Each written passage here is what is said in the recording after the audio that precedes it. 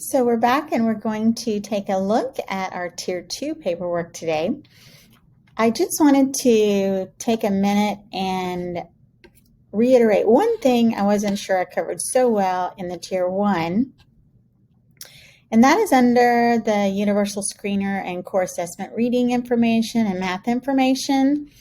So when you are linking the student summary, I just wanted to make sure that you are linking this page right here. This is the one with all of the graphs. And then when you are linking on your form, the one that's insert the screenshot, make sure you're only including the overall reading graph. So that would be this first graph right here, the overall reading. That is the one that you'll actually take a screenshot of and insert in as a picture. And the same goes for the math as well. Just wanted to make sure I covered that and made that clear for our Tier 1. All right, so let's look at Tier 2 paperwork. And we are looking at the supplemental intervention discussion date. That would be, for our team, we do that with MPLC groups. So we set a date, then we did our first data wall, and that's the date that we put. So ours would be, I want to say it was like 9/2/21. It was that work day. And then you're going to list the team members that were there, and you can just put the grade level team, your administrator. So we would put like C. Dorch. Oops. And, all right, and our instructional coach was there. And then you will need to look at the area of concern. Whatever you highlight here needs to have a goal and an intervention. So don't just highlight everything that's of concern. This is really targeting what's the area of intervention that we're looking at. So you'll just go in and highlight that. So when we look at the database hypothesis, you're going to think about, why did you select this student for an intervention and what data did you use? So for us, it would be something like this, based on ISIP and Dibble's beginning of year data. AZ is showing deficits in phonics. And it can be just something as simple as that. All right, the next part is our short-term group goal and our long-term group goal. So remember, for tier 2, we are not looking at individual students, but we are looking at a group of students who need an intervention, a similar intervention and similar groupings, progress monitorings, that kind of thing. What we did for our team is we took, and I'll show you a second grade one. We took our students, and we have our Tier 3 intervention groups and our Tier 2 intervention groups. Okay, so for Tier 2, you can see right here, our intervention specialist wrote the goals. And it's basically, we looked at the data from all of those students, and we wanted to see them in a similar range of data based on the dibbles that we were going to be tracking them with. So we did a short-term goal that said, by this date, a student will increase reading readiness skills in the area of phonics, pronounce each phoneme, and blend phonemes to read the word by increasing their score by 6 words read correctly on the Dibbles nonsense word fluency subtest. And then that's the short-term goal.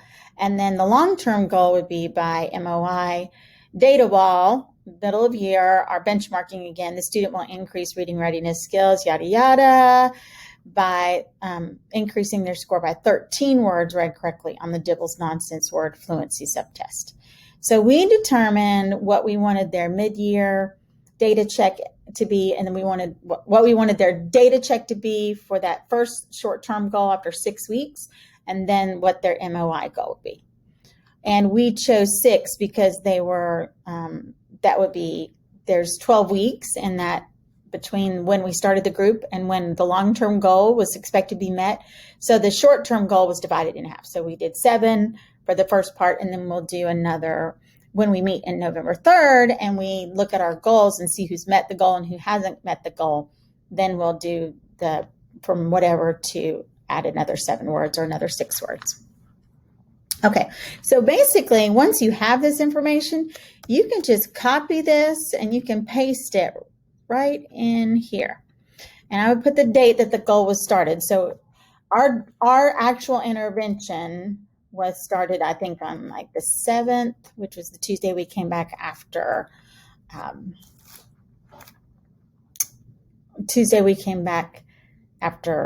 Labor Day. Sorry, had a little flake there. All right, and then I'm just going to paste it. All right, and you will do the same thing for your long-term goal, and that has made it so much easier for our staff and our teachers that if the goal is in here on this sheet that our teachers are working with, then for them to just copy and paste this, especially for tier 2 groups, has made a huge, huge difference. Whoops, I went back to the wrong one.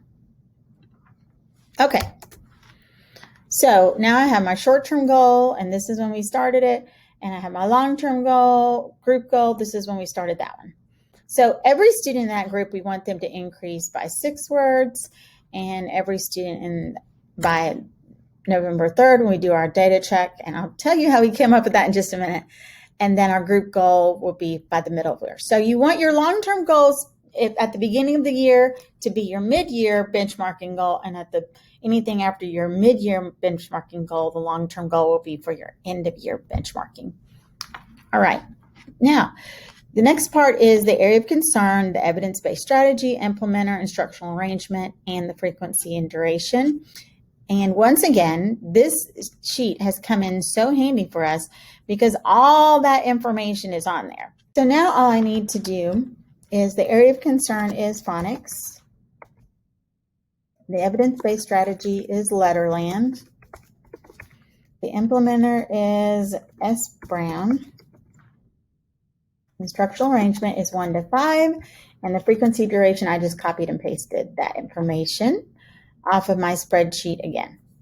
And I am a little bit OCD, so I'll go up here, I'll highlight everything and make sure that everything is the same size and the same font, because that drives me insane. Okay. Now, the next page. So that was page 6. Now we're going to look at page 7. Right here, we put the first intervention that a student's receiving. So one of the things we did here is if you have a student receiving a reading and a math, you could put them side by side. This does not mean at all that a student has to have 2 interventions happening. It just means there's an opportunity if you have a student that's receiving a reading and a math, or maybe a reading and a behavior or something like that, you can have them alongside each other, okay? But if your student only has like a reading intervention, the first 6 weeks you can put it under intervention 1, and the second 6 weeks you can put it under intervention 2, and you can just rename it intervention 1 and do the same set of data. So it does have flexibility. I want you to think that you have to have 2 interventions for any reason, okay? All right, so the intervention that we're looking at is Letterland. This is a reading intervention, so we're going to highlight there again. And your first date, you're going to be, progress monitoring is conducted every 2 weeks, okay? So the next progress monitoring will be input into this document. One of the things, excuse me, one of the things that I like to do is to put the baseline. And I like to list what it is, and then I put the baseline. So I know the baseline is nonsense word fluency, words correctly read, and then I'll put the amount. So what I would do is take that information, and obviously we want the student to grow 6 of those, so they started somewhere, and then we want them to grow 13 more by the middle of year. So let's just say that student started at 5, and by that first data review on November 3rd, we want that student then to be at 11, but their baseline is at 5. Now, one of the other things that our team has done that I found very helpful is right here. When we looked at that data sheet, right? If you go over here, we have a group tracking data tool. And so you can look right here and you can look at a specific student and it will tell you exactly what their baseline score is. And then you can see the different progress monitoring. Okay, so like here's the different dates of the progress monitoring when it took place for our Tier 2 students. And when we go back and look at the graphs underneath, it just gives us so much information when we do the data review. We can take a quick look at these and see. So these second grade intervention group data trackers, this one is a second grade, but our reading intervention specialist, she took care of making sure that all those keep up to date. Now, the teachers are responsible for inputting that information in here. So you would just go in, and if we started it, obviously 9/7, the first one would be in 2 weeks. So that would be 9/21/21, and you would put with the student what the student score was. So we're just going to input some random data here. The next one would be, like October 8th. And it would be, actually, maybe less than that. Well, let's put that one. And then maybe she got 9. It's not like to click in the box. There we go. Let's just say we did one this week. Her score was 11. Okay, so that's where you would put that information. All right, then you have the next part, which says slow down and review data with the MTSS team. And basically, you're going to look at within your groups, and that's why the graphs are done so well, is you can talk about how is the student performing compared to the others in the intervention group. And we just really look at the group as a whole. We invite our intervention specialist into the meeting, and we look at the group and we say, are there any outliers? So if it's an outlier, then you would say, yeah, it's limited progress compared to the group. Or they may be ready to move back into remediation. And this student might, be progressing with the group. They're making the same progress. They're doing what they should be. And you can write that information here also. So Daisy has not yet met her goal, but is making comparable progress.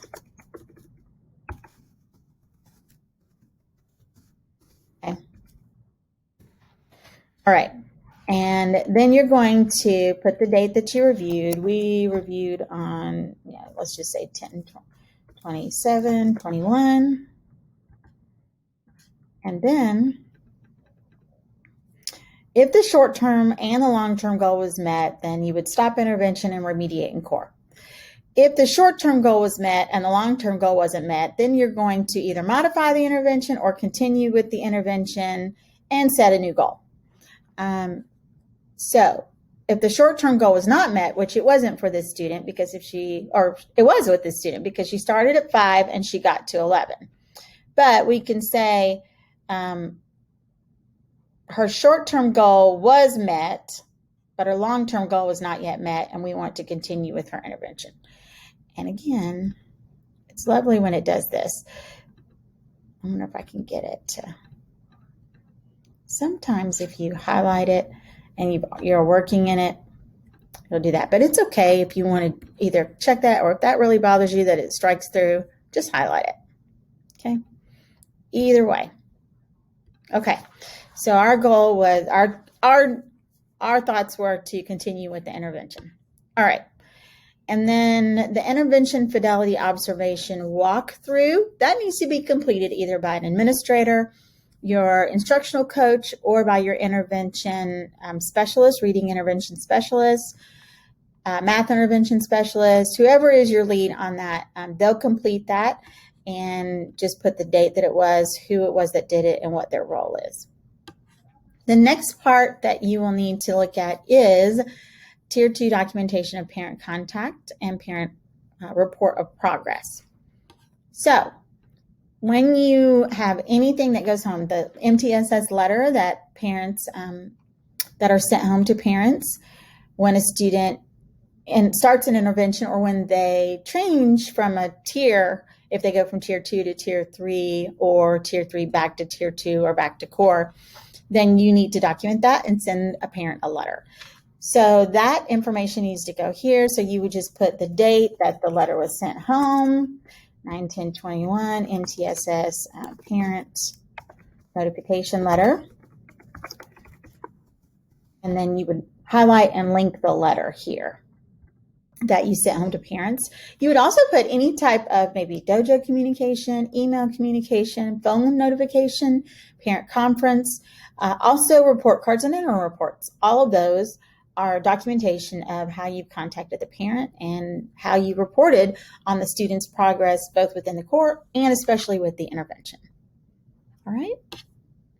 And then we are at intensive support tier 3.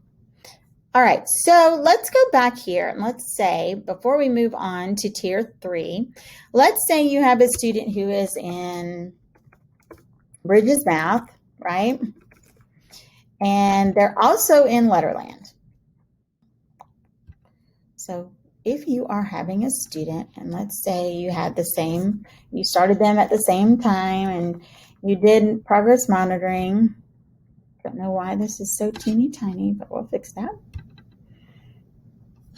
All right, and let's say they had 8 out of 16, and then 10-4, they had 9 out of 16, and 10-25, they had 8 out of 16. Again, so we're not seeing a lot of progress with that student, right? All right, so now we have 2 interventions, right? And one of them, they're progressing with the group and they're doing what they, making progress. But then maybe we have limited progress in a math or a behavior intervention, all right?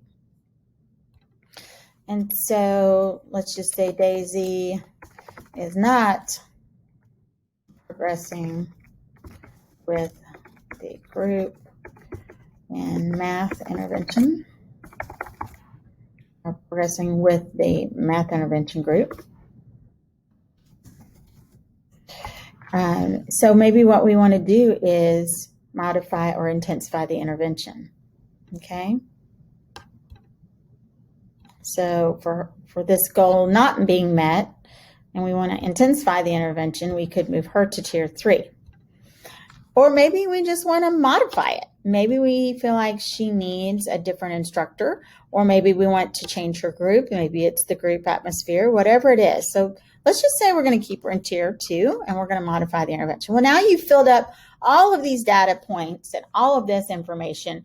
What do you do now? Okay, so we're going to talk about that. So you filled up all of this information on tier 2, but you're keeping the student in tier 2 and you want to have more time to see what's going on with this student, all right?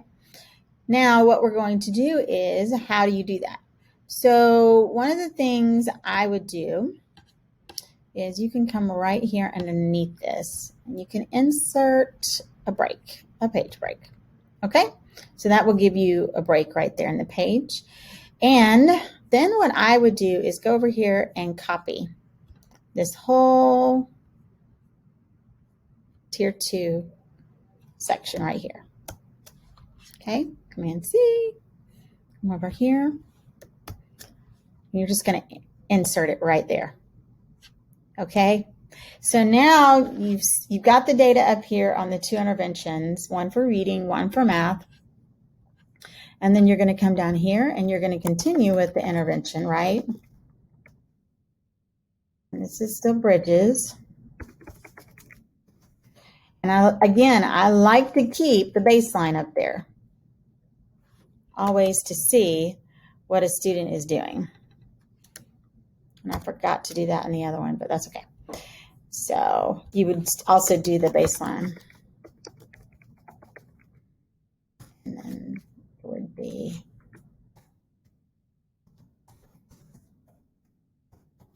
and I would go into more detail there, but let's say she scored 6 or 7 out of, I'm making up stuff here now. Okay. So then you have your next set of 6-week data ready to go, and you'll input that information, and then you would do another review and make sure that the student was making progress and make a determination after that.